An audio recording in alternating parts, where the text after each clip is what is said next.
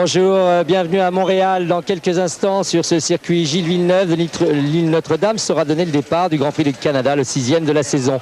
Clin d'œil du destin, c'est sur ce circuit que Jean Alesi, le jour de son 30e anniversaire, a réalisé une performance historique puisque la Ferrari de Jean Alesi, numéro 27, comme celle de Gilles Villeneuve, est en première ligne. Et ça faisait très longtemps que ce n'était pas arrivé, n'est-ce pas, Pierre Van Vliet? Bonjour. Absolument, bonjour Gilles, tout à fait. Ferrari qui revient en forme au meilleur moment. On ne s'y attendait pas tout à fait, mais le nouveau règlement peut-être explique en partie cela. Ce nouveau règlement remanié qui évolue de course en course et qui permet un resserrement des performances. On l'a vu aux essais avec pas moins de 2 secondes entre les 20 premières voitures, avec 7 voitures différentes dans les 10 premiers. À un certain moment, c'était vraiment donc très prometteur et je crois qu'on va avoir des courses de plus en plus disputées en Formule 1. On peut peut-être demander à Alain Prost, qui est en direct avec nous à Paris avec toute l'équipe de TF1, ce qu'il pense précisément de cette évolution et du fait que les performances se resserrent, qu'on voit des outsiders revenir à l'avant-plan comme Jean Alesi et la Ferrari.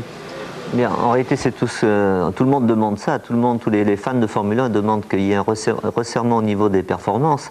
En tout cas, aujourd'hui, on voit une Ferrari en première ligne, la deuxième juste derrière celle de Jean Alesi. Et c'est bien entendu fabuleux, non seulement pour Jean, qui est complètement et depuis toujours dévoué à la Scuderia, aussi pour toute cette équipe qui est très motivé pour revenir au plus haut niveau. La première ligne, je crois que la dernière, c'était en 1991 au Grand Prix de France. Et ça laisse augurer une bonne fin de saison pour la Ferrari qui, avec un moteur très puissant sur les circuits rapides, devrait être très compétitif. Merci Alain, on va vous retrouver donc tout au long de ce Grand Prix avec toute l'équipe de TF1, Johnny Rive, Jean-Louis Moncet, Laurent Corric et vous Pierre Van Vliet. Mais pour le moment, je vous propose de faire le point sur tout ce qui est nouveau ici au Canada, tant au plan des voitures qu'au plan du circuit. Forza Ferrari, retour en forme des voitures rouges sur le circuit Gilles Villeneuve, tout un symbole.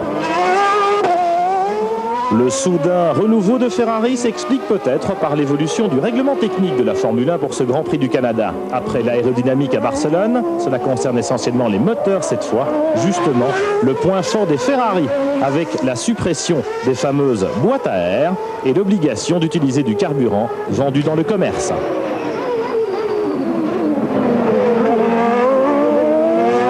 Alors en quoi consistent précisément les mesures qui entrent en vigueur ici à Montréal ?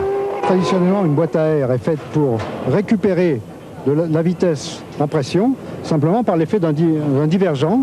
Cette boîte est fermée, close, donc on enferme cette pression due à la vitesse du véhicule. Le règlement nouveau nous oblige à créer une fuite à l'arrière de cette boîte à air, de telle sorte que la pression récupérée dans la boîte ne soit plus enfermée, mais permette une circulation libre. Et donc, nous admettons que dans le moteur, on ait la pression atmosphérique, tout simplement. D'autre part, retour au carburant de Monsieur Tout-le-Monde. Le plat, s'il vous plaît. En voici une belle démonstration signée Ligier avec Olivier Panis à la station Elf du coin. Cela aussi entraîne une sensible perte de puissance. Ce que l'on perd à l'heure actuelle est de l'ordre entre 60 et 70 chevaux, mais ça c'est à peu près pour tout le monde pareil. Il y en a entre 35 et 45 pour l'essence et le reste pour la prise d'air. Enfin, au Canada comme en Espagne, sous l'impulsion du GPDA, l'association des pilotes, une chicane a été installée afin de ralentir les voitures avant les 2 virages rapides du circuit Gilles Villeneuve, ce qui modifie jusqu'au caractère du tracé. Démonstration par l'analyse graphique avec Eric Thomas. 260, on monte à 260 pour redescendre à nouveau à 60.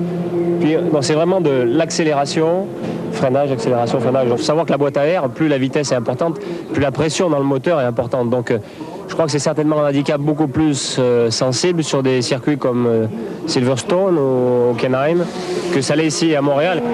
Phénomène renforcé par ce ralentisseur artificiel, mieux fini à Montréal qu'à Barcelone, mais avec la même impossibilité de doubler à cet endroit en raison de l'étroitesse de la piste. Un petit centième de seconde seulement et Jean Alesi était en pole position pour ce Grand Prix du Canada. Jean, il s'en est vraiment fallu de très peu, mais Ferrari revient au premier plan, c'est formidable. C'est sûr que c'est fabuleux parce qu'on ne s'attendait pas à être aussi bien ici. Surtout qu'en Espagne, on a eu un Grand Prix très difficile. Bon, par contre, les caractéristiques de la piste ont fait qu'on a pu être dans le coup, puisqu'il n'y a pas de courbe rapide, il y a seulement des changements de direction, des réaccélérations, des freinages. Et là, bon, il n'y a aucun problème puisqu'on a vraiment un bon moteur.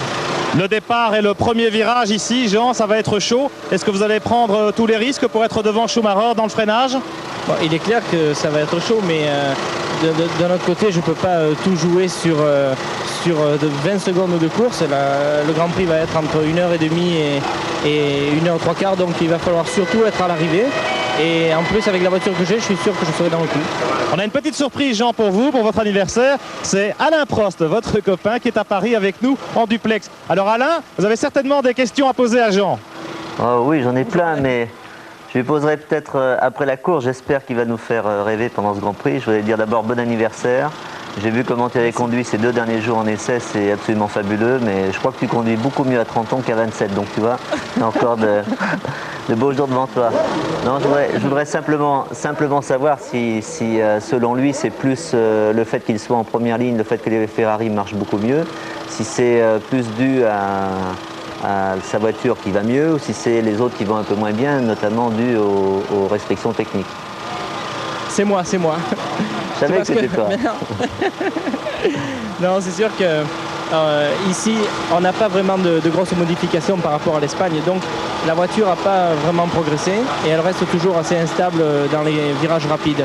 Par contre, on a un moteur qui est très puissant puisque ici, on prend à 3 reprises 300 km/h et donc on arrive vraiment à gagner un peu de temps entre une chicane et l'autre. Merci beaucoup, Jean Alesi. Bonne chance pour ce Grand Prix du Canada qui s'annonce tout à fait passionnant avec ce retour de Ferrari au premier plan sur la première ligne de cette grille de départ. Nous allons d'ailleurs découvrir cette grille de départ, faire un petit tour pour aller en pole position avec Michael Schumacher et la Benetton. Mais on est accroché. Alors regardez bien la Benetton de Michael Schumacher en pole position aux côtés de la Ferrari de Jean Alesi. 1 centième de seconde seulement entre ces deux voitures en qualification. C'est assez prometteur. Michael Schumacher qui est en train de se préparer. Et vous constaterez à l'arrière de la voiture un nouvel aileron arrière sur la Benetton, un peu comme sur la Williams-Renault. Il a été essayé lors des essais en configuration de course, les essais libres. Et Schumacher a donc décidé maintenant de l'utiliser pour la course. Michael Schumacher, le leader du championnat du monde. Je vous propose maintenant de découvrir le classement du championnat. Fort de ses 4 victoires et de sa 2e place obtenue à Barcelone, Michael Schumacher est en tête du championnat avec 46 points. 2e, Damon Hill, le Britannique est remonté au créneau en Espagne, 17 points. 3e, Gerhard Berger, 10 points. Suivi par Jean Alesi, l'autre pilote Ferrari, 4e avec 9 points. 5e, Rubens Barrichello, 7 points. 6e ex aequo, Nicolas Larini et Martin Brundle, 6 points. Ils sont 4 en 8e position, Mika Hakkinen, Ukyo Katayama, Karl Wendlinger, Mark Blundell avec 4 points. 12e, Christian Fittipaldi, 3 points, à égalité avec Andrea de Cesaris. 14e, eux aussi ex aequo, Heinz Harald Frentzen et Pierluigi Martini avec 2 points. Ils sont 3 à fermer la marche avec 1 point, Eric Thomas, Michele Alboreto et Eddie Irvine.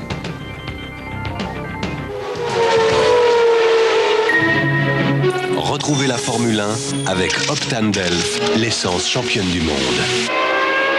Toujours en direct sur la grille de départ avec Damon Hill. Damon Hill qui a prévu de nous recevoir à chaque fois parce que ça lui porte chance, paraît-il, puisqu'il a gagné le dernier Grand Prix à Barcelone. Damon, what happened exactly in the session? Because you were good on Friday morning and after not good and also good. What happened exactly? Et puis samedi, ça a changé. Well, we basically worked very hard to Nous avons travaillé beaucoup sur les voitures. Nous avons commencé à nous battre au niveau des Ferrari. Nous avons changé beaucoup de choses sur les voitures. Alors, quelles sont, d'après lui, les modifications du règlement? What happened with the airbox? Qu'est-ce qui est arrivé avec les prises d'air, les modifications du règlement? Est-ce que les voitures sont plus faciles ou plus dures à conduire? Is that the reason why everybody is so close now? Est-ce que c'est la raison pour laquelle les voitures sont plus proches les unes des autres? La voiture, c'est la même. Peut-être, mais les voitures sont les mêmes. Oui, pardon. C'est gentil. Il nous répond en français. Damon Hill a évidemment une grosse responsabilité sur les épaules depuis que notre ami Senna n'est plus là. Il est le pilote leader. Et I think you have a lot of pressure because now you have to Je pense que vous avez beaucoup de pression sur les épaules parce que Senna n'est plus là et que vous avez beaucoup de pression. Il y a beaucoup de travail pour moi. Merci Damon, c'est très, très gentil de nous répondre juste avant le départ de la course. On lui souhaite bonne chance et je vous propose maintenant de regarder justement en détail la grille de départ avec Yves Géniès. Première ligne, Michael Schumacher et Jean Alesi. Deuxième ligne, Gerhard Berger, Damon Hill. Troisième ligne, David Coulthard, Rubens Barrichello. Quatrième ligne, Mika Hakkinen, Eddie Irvine. Cinquième ligne, Ukyo Katayama, Hens Harald Frentzen. Sixième ligne, Gianni Morbidelli, Martin Brundle. Septième ligne, Marc Blundell, Andrea De Cesaris. Huitième ligne, Pierluigi Martini et Christian Fittipaldi. Neuvième ligne, Johnny Herbert, Michele Alboreto.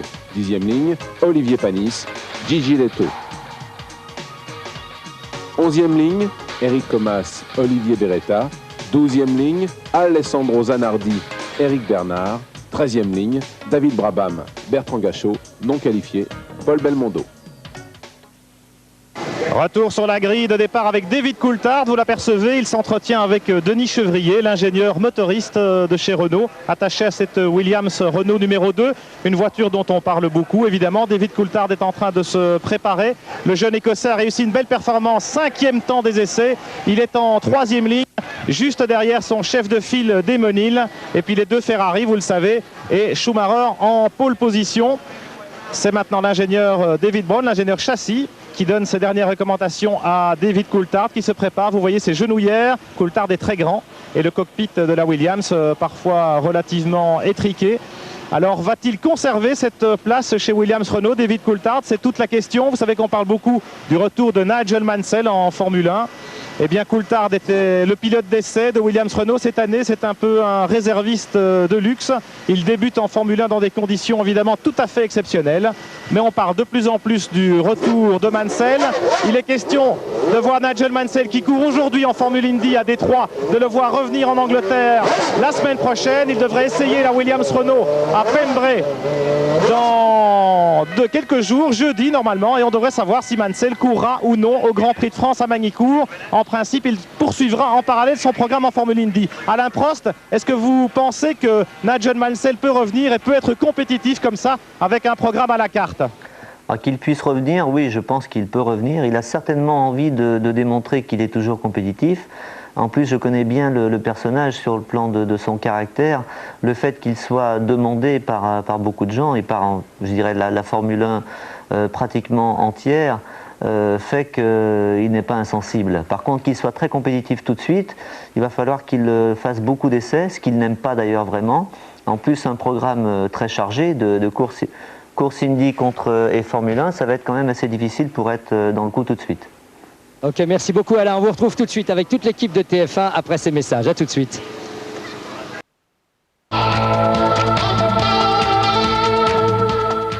Panne mécanique devant les stands, non loin d'ailleurs du stand de McLaren Peugeot qui avant le vite suivre. Eh bien, on va tout de suite à Paris. On se retrouve dans quelques instants. À Montréal, alors que Andrea De Cesaris est sur la voie des stands pour procéder à son arrêt. C'était le limiteur de régime vers le bas en l'occurrence. Alors que Coulthard rentre à son stand. Un Schumacher, 2 Hill, 3 Alesi. On a retardé le plus possible les arrêts en cas d'éventuelle averse, mais comme les risques maintenant semblent passer, eh bien tout le monde va rentrer. Chez Benetton aussi on se prépare, alors que chez Coulthard ça a duré assez longtemps. Voilà le même bruit. Voilà, vous entendez le même bruit. Oui, absolument. Fausse alerte. Eh bien, on va à Paris et on se retrouve tout de suite après ça. Retrouvez la Formule 1 avec Optandel, l'essence championne du monde. Tiens, il y va. Berger, Pierre Van Loot. Oui, nous sommes chez Ferrari, où les pneumatiques sont prêts. Voilà Berger qui s'immobilise. Les crics, les pistolets. Un petit coup de gaz pour On écoute. Ah, non, la caméra embarquée n'est pas restée enclenchée. Donc c'était intéressant d'entendre le 12 cylindres au ralenti cette catégorie. Alors que là, Jean Alesi continue son bonhomme de chemin. Avec cette Ferrari en troisième position, les autres écuries, c'est JJ Leto ici en action de la Benetton, sur laquelle on voit qu'elle est équipée d'un aileron traditionnel, contrairement à Schumacher, dont la Benetton est équipée du Grand Prix du Canada par Ferrari. Arrêt de Barrichello, qui était bien placé, qui était et il s'arrête pour son deuxième changement de pneu, son deuxième ravitaillement.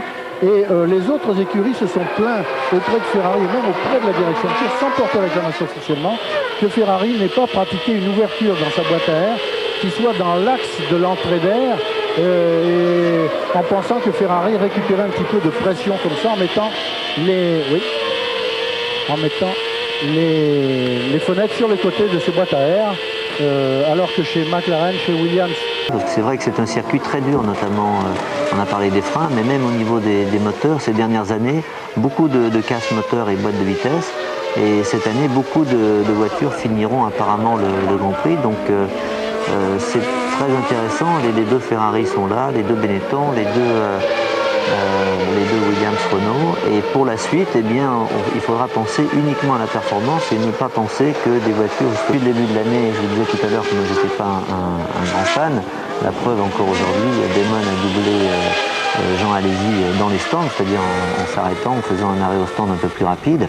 C'est bien pour l'équipe, c'est bien pour les mécaniciens, mais on a envie de voir un petit peu autre chose.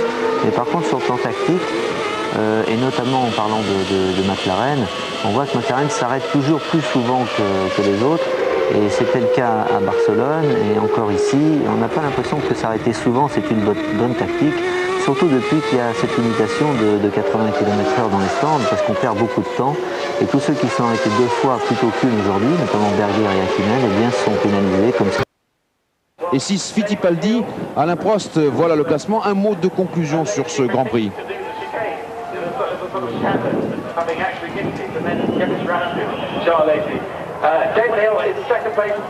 Pardon, on a l'impression que si Schumacher était un petit peu inquiété pendant les essais qualificatifs, eh bien, il est encore plus à l'aise avec sa voiture, peut-être plus maniable et plus facile à conduire. Pendant les courses, il domine vraiment son sujet.